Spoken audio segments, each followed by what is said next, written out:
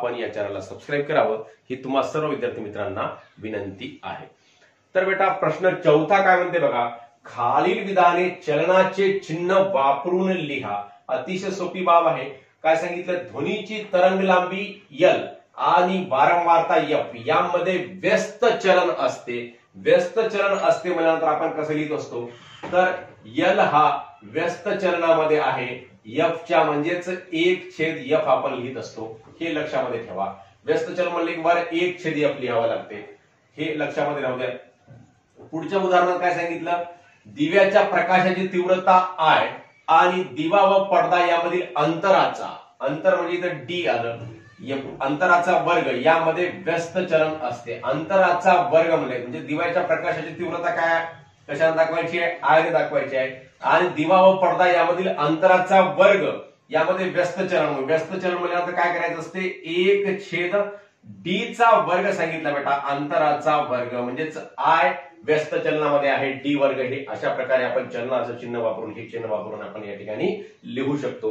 प्रश्न पाचवा काय सांगितला बेटा, प्रश्न पाचव्यामध्ये सांगितला x व्यस्त चलनात आहे वर्गमुळामध्ये y च्या, आणि x बरोबर आहे 40 असताना y बरोबर 16, तर x बरोबर 10 तेव्हा y किती हे आपल्याला काढायचं आहे। अगोदर आपण चलनाचा स्थिरांक काढूयात, k ची किंमत काढूयात, आणि त्यावरून मग आपल्याला x बरोबर 10 असताना y ची किंमत काढता येते। आपण अगोदर काय करायचं, याला x व्यस्त चलनात सांगितला वर्गमुळात y च्या, म्हणजेच याला कसं लिहिता येतं बेटा, x बरोबर आहे k छेद वर्गमुळामध्ये y, म्हणून k बरोबर आहे x वर्गमुळामध्ये y, ही झालं समीकरण झालं आपल्याला।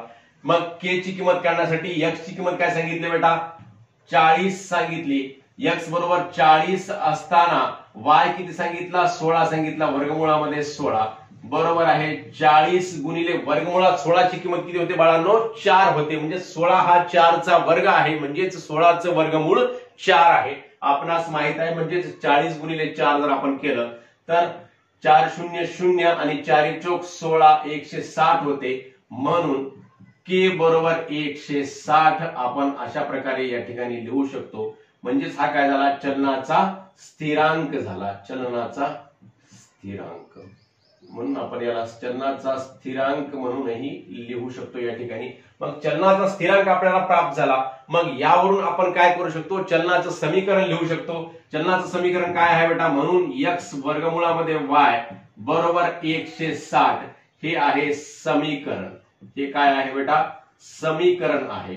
मग आता या ठिकाणी x ची किंमत जर 10 सांगितली असेल तर वर्गमुळात y ची आपल्याला किंमत काढायची आहे, म्हणून x बरोबर 10 तर y बरोबर किती। मग आता आपण या ठिकाणी हे समीकरण लिहूयात परत, x वर्गमुळामध्ये y बरोबर आहे 160, x ची किंमत 10 सांगितली बेटा, आणि वर्गमुळामध्ये y बरोबर आहे 160 सांगितलं।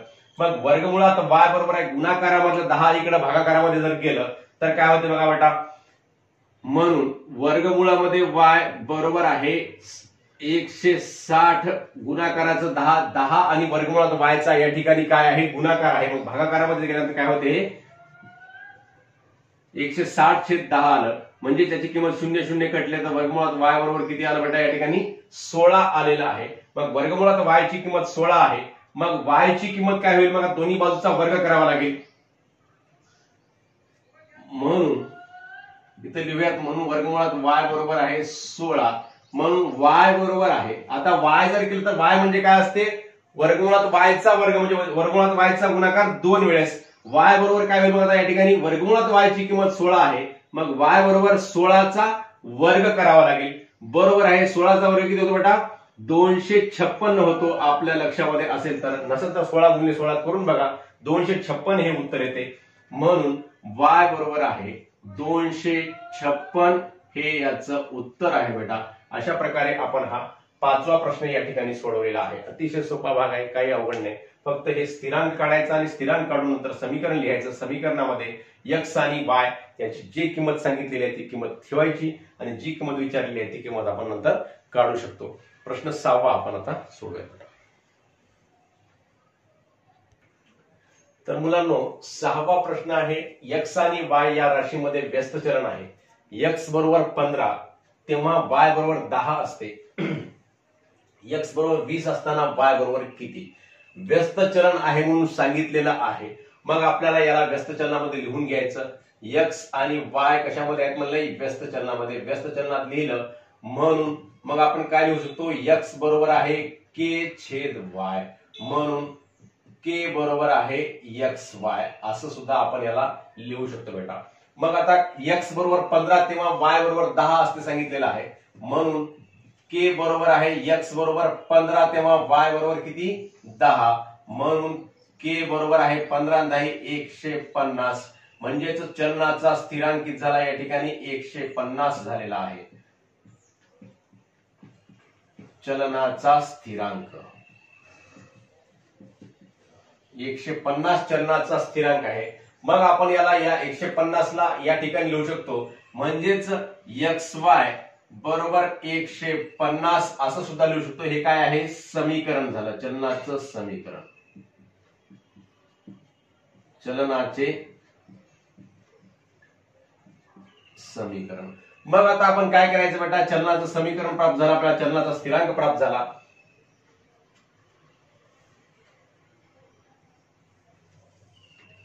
मग xy बरोबर 150 या समीकरणामध्ये आपण काय करायचं? x बरोबर 20 ही किंमत ठेवायची.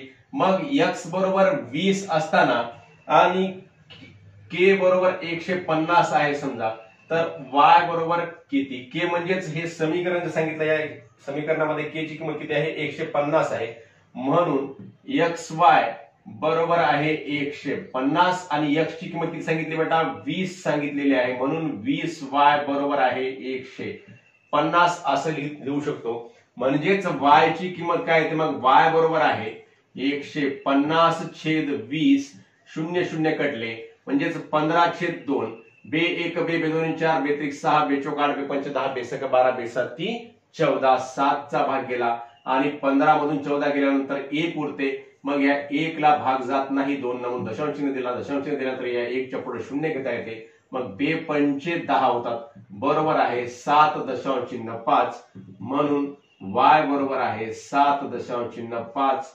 हे आपणास उत्तर प्राप्त होते बेटा. अशा प्रकारे आपण x बरोबर 20 असताना y बरोबर किती काढलेला आहे? 7.5 काढलेला आहे. हे उत्तर आपण या ठिकाणी प्राप्त केलेलं आहे. अशा प्रकारे प्रश्न चौथा, पाचवा व सहावा आपण पूर्ण केलेला आहे व सराव संच 7.2 सुद्धा या ठिकाणी पूर्ण केलेला आहे. आपणा सर्वांना हा व्हिडिओ आवडल्यास नक्की आपल्या मित्रांना शेअर करा व व्हिडिओवर लाईक्स व कमेंट सुद्धा अवश्य करा. पुन्हा भेटूयात नवीन सराव संचासह. धन्यवाद.